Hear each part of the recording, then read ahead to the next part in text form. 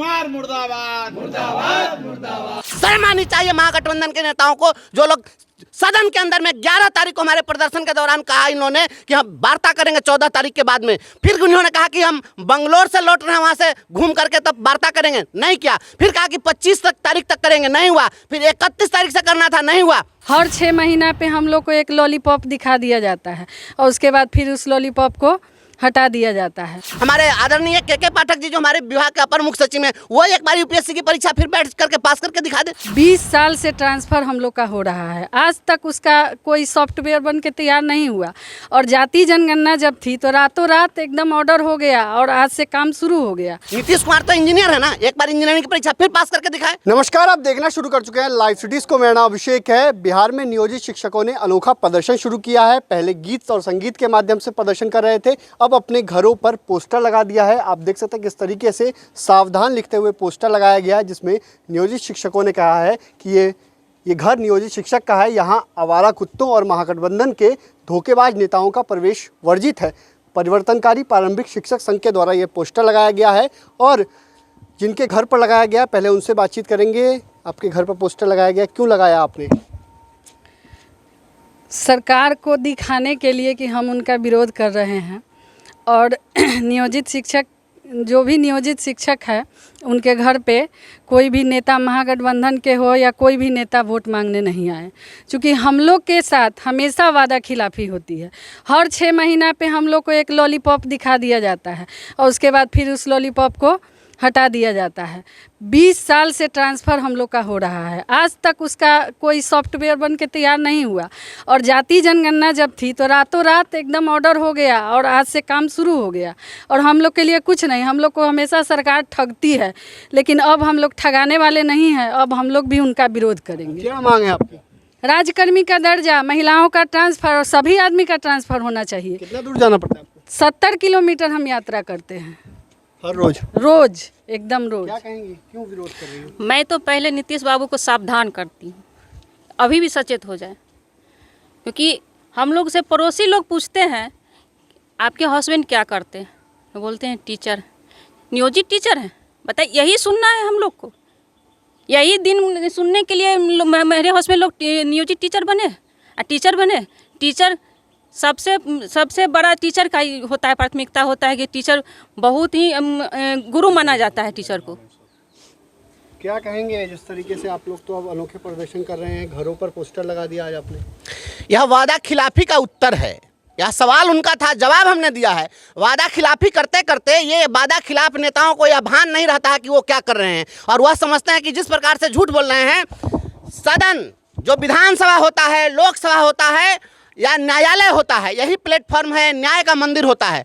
उसमें विधायी शक्तियां हैं। विधि का अर्थ होता है भगवान की जो बनाई हुई शक्ति है। आपको शक्ति दिया गया कानून बनाने के लिए, आपको ईश्वरीय शक्ति प्राप्त है, और उस मंदिर में बैठकर आप झूठ बोलते हो। शर्म आनी चाहिए महागठबंधन के नेताओं को, जो लोग सदन के अंदर में 11 तारीख को हमारे प्रदर्शन के दौरान कहा इन्होंने कि हम वार्ता करेंगे 14 तारीख के बाद में। फिर उन्होंने कहा कि हम बंगलोर से लौट रहे हैं, वहां से घूम करके तब वार्ता करेंगे, नहीं किया। फिर कहा कि 25 तारीख तक करेंगे, नहीं हुआ। फिर 31 तारीख से करना था, नहीं हुआ।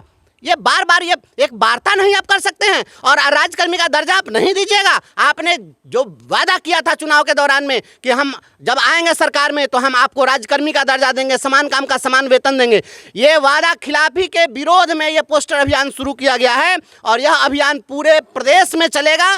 प्रथम चरण में तमाम नियोजित शिक्षकों के आवास पर ये पोस्टर लगेगा। दूसरे चरण में हम लोग रसोइया को शामिल करेंगे इसमें, स्कूल की सारी रसोइया को, क्योंकि वो भी मात्र 1500 रुपया पर काम करती है। उसके बाद हम लोग जो है शामिल करेंगे इसमें आंगनबाड़ी सेविका सहायिका को, इसमें शिक्षक अभ्यर्थियों को शामिल करेंगे। इसके बाद जितने भी मनरेगा कर्मी हैं, इंदिरा आवास सहायक हैं, जो संविदा कर्मी हैं, सारे संविदा कर्मी को इसमें हम लोग शामिल करेंगे। और उसके बाद इस अभियान को ऐसा व्यापक करेंगे कि ये कहीं भी निकलने लायक इनको नहीं रहने देंगे। आप ये जिसको दीन समझ रहे हैं, जिसको कमज़ोर समझ रहे हैं, उसी की देन है कि इनके सर पर ताज है। या ताज उतार करके रख देंगे। इन लोगों को समझ लेना चाहिए।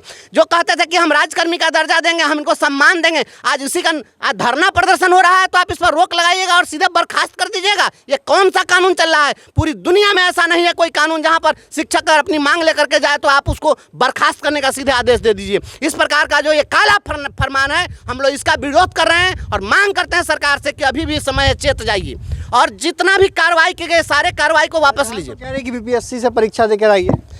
बीपीएससी से परीक्षा कितनी बार परीक्षा लीजिएगा? दक्षता परीक्षा लिए थे, क्या था? परीक्षा का मतलब कुछ होता है ना। जो व्यक्ति रिटायर करने जा रहा है वह व्यक्ति कौन सी परीक्षा देगा? और इतने दिनों से हम पढ़ा रहे हैं और इतने दिनों से पढ़ाने के बावजूद अभी भी आपको डाउट है हमारे ऊपर में। जो शिक्षक है ऑलरेडी परफॉर्म कर रहा है, आपका जो रिजल्ट आ रहा है वो किसके कारण से आ रहा है? परीक्षा लेना था, परीक्षा उसी समय आपने क्यों नहीं लिया?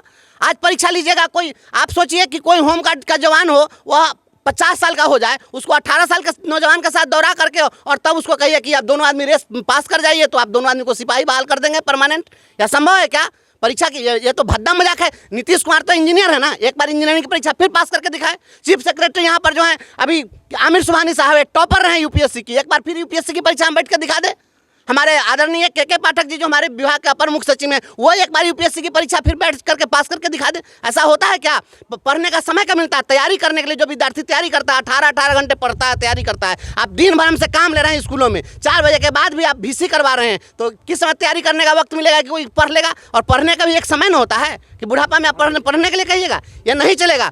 हम इसका पुरजोर विरोध करते हैं। और इस प्रकार का जो सरकार यह परीक्षा क्या है? परीक्षा तो आपका इंटेंशन का है। इंटेंशन है कि हम यह साबित करें कि नहीं ये लोग अयोग्य हैं। केवल अयोग्य ठहराने के लिए परीक्षा ली जा रही है, दूसरा कोई पैमाना नहीं है। जो हाई स्कूल के प्रधानाध्यापक की बहाली हुई थी, अभी हाई स्कूल के प्रधानाध्यापक के लिए बहाली की वैकेंसी निकाले थे ना, उसमें कितने लोग बैठे? 13,000 लोग बैठे। और उन्होंने कहा कि चूंकि सरकारी स्कूल के नियोजित शिक्षक योग्य नहीं है, तो उसके बाद इन्होंने क्या किया कि हार्वर्ड यूनिवर्सिटी और ऑक्सफोर्ड यूनिवर्सिटी वाले को शामिल किए। DAV सनशाइन प्राइवेट स्कूल, कितने लोग पास किए? मात्र 421 लोग। क्यों? ये क्योंकि आपकी मंशा थी कि अधिक से अधिक लोगों को हम फेल करें। आपकी मंशा पास करना नहीं है। हमारे एक सवाल का जवाब दे दीजिएगा। हम लाइए प्रधान सचिव को और उनसे हम सवाल पूछेंगे, फूलकुमारी क्यों उदास रहने लगी? उत्तर नहीं आपके पास, फेल कर जाइएगा। हमारा इंटेंशन है आपको फेल कर देना। कोई सवाल पूछेंगे। यह मंडन मिश्र की धरती है। यहाँ पर भारती ने शंकराचार्य को पराजित कर दिया, एक महिला ने शंकराचार्य को पराजित कर दिया था। इंटेंशन होना चाहिए ना कि किस कारण से पराजित किया जाएगा। सो आंदोलन जारी रहेगा। आंदोलन हमने पहले भी कहा है, आज भी कह रहे हैं, राज्यकर्मी से कम नहीं, पीछे हटेंगे हम नहीं। तो आपने सुना कि शिक्षकों ने क्या कुछ कहा। राज्यकर्मी की दर्जे की मांग है। जब तक राज्यकर्मी का दर्जा नहीं दिया जाता है तब तक ऐसे ही अनोखे अंदाज में आंदोलन जारी रहेगा। और देख सकते हैं नियोजित शिक्षक के घर पर पोस्टर लगा दिया गया है। साफ साफ महागठबंधन के नेताओं को चेतावनी दी गई है कि जल्द से जल्द राज्यकर्मी का दर्जा दिया जाए, नहीं तो बड़ा फैसला ले लिया गया है। प्रवेश वर्जित लगा दिया गया है। चुनाव का वक्त है, अब देखना होगा कि आगे क्या कुछ फैसला लिया जाता है। बने रहिए लाइव सिटीज़ के साथ।